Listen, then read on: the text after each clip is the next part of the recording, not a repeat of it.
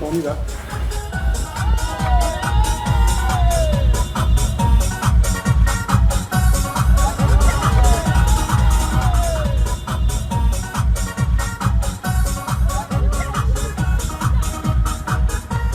Alors cette idée de film, elle est venue en découvrant le texte que Ravachol avait écrit pour son procès en fait.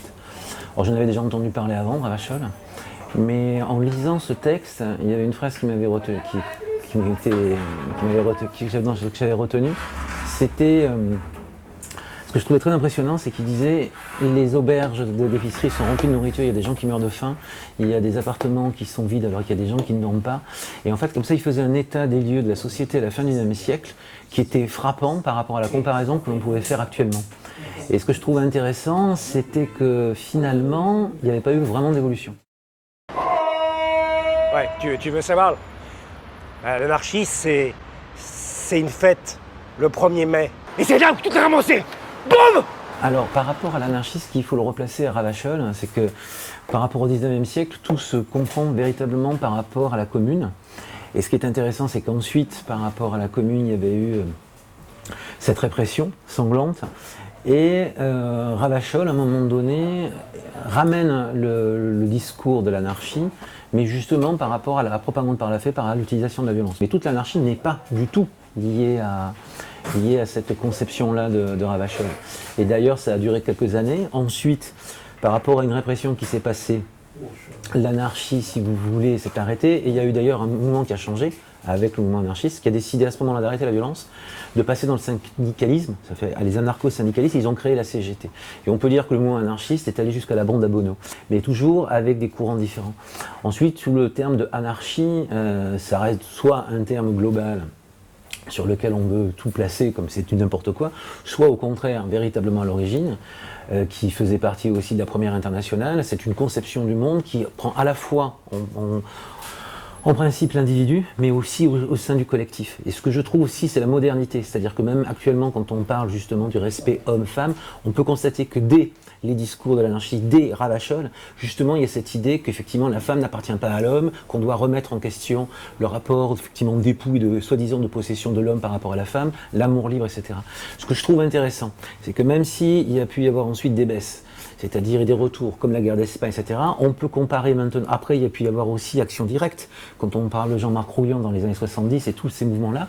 On ne peut pas éviter de remarquer qu'aujourd'hui, quand avec la réémergence, par exemple, des Black Blocs, qu'il y a un lien direct par rapport à ça, avec le mouvement anarcho-libertaire qui a évolué, qui a eu des évolutions, et qui maintenant se teinte aussi par rapport à des conceptions, à des idées écologistes. Mais on peut dire que le mouvement anarchiste a vraiment été le plus important à un moment donné à cette question entre la commune et, la fin et le début jusqu'à 14-18, début du XXe siècle. Il y a eu des disparitions et des remontées, mais effectivement il y a une cohérence avec différents courants. Et après, moi, il y a des partis auxquels je vote, par exemple, ce qui est une chose qui pourrait tout à fait être contre les bases pures de l'anarchie, mais je pense qu'il y a des choses qui sont fondamentales et qui sont extrêmement riches et source d'instruction et de réflexion par rapport même à la période actuelle. Ne reculez pas! Si vous reculez aujourd'hui, vous reculerez toujours! Toujours! Je te salue, ô compagnon sublime, qui fit trembler les tyrans aux abois. Ton souvenir reste dans nos poitrines, ton nom gravé en lettres de combat. Mais je trouve que la forme aussi est très importante, c'est-à-dire que autant il peut y avoir la forme qui peut certains films qu'on pourrait dire engagés politiquement utilisent une forme à la MTV par exemple, ou alors ce film en permanence même. Personnellement, je suis plutôt pour un cinéma qui va à un moment donné, même en utilisant des plans séquences assez longs, des ruptures de style, permettre au spectateur de se faire son propre jugement. J'ai pas du tout envie de faire un système de film qui serait propagande, qui assènerait non-stop pendant plus d'une heure un discours préétabli, mais au contraire, justement par rapport à une structure éclatée, assez hétérogène, de pouvoir permettre au spectateur toujours de s'interroger, de se poser. En aucun cas, si vous voulez imposer un discours, jouer sur l'émotion ou jouer sur la musique, non. Au niveau du montage, par exemple, les scènes, une fois je les ai tournées, pour changer effectivement de position à l'intérieur du film, et dans la meilleure solution de l'idée que je veux faire passer. C'est-à-dire que c'est pas le scénario roi au départ, mais la chose s'adapte et ensuite il y a une remise en question au niveau du montage. Et je pense que en plus, en abordant cette question de l'anarchie, et en plus venant plutôt d'un cinéma depuis plusieurs années expérimental, je trouve très important de continuer, si vous voulez, à mettre en rapport un discours avec une forme. Et je trouve que c'est des fois un problème de prendre une forme effectivement classique et très formatée pour parler de choses qui voudraient remettre en question le formatage de la société et de la politique.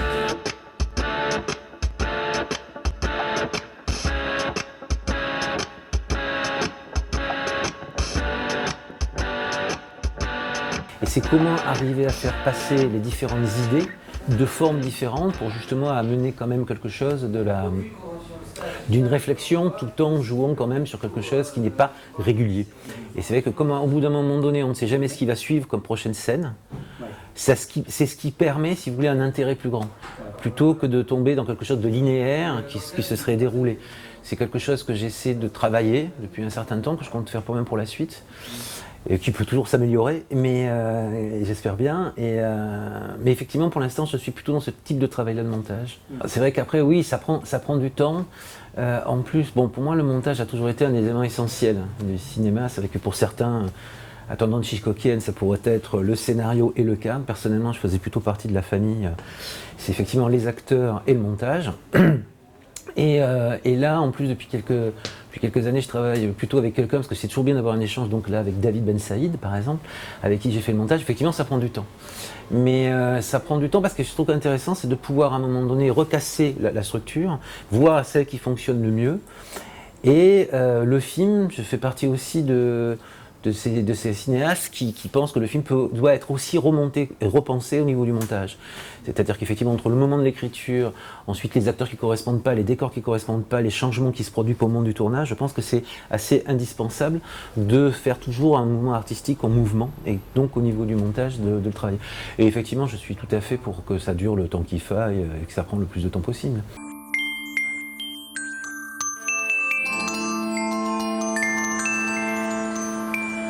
Nous assistons à un fait social inouï. Je vais tuer les gens qui sont dans la répression. Je vais tuer les chefs de la répression. Parce que votre histoire de non-violence et de non-organisation, c'est un moyen aussi de noyer le poisson.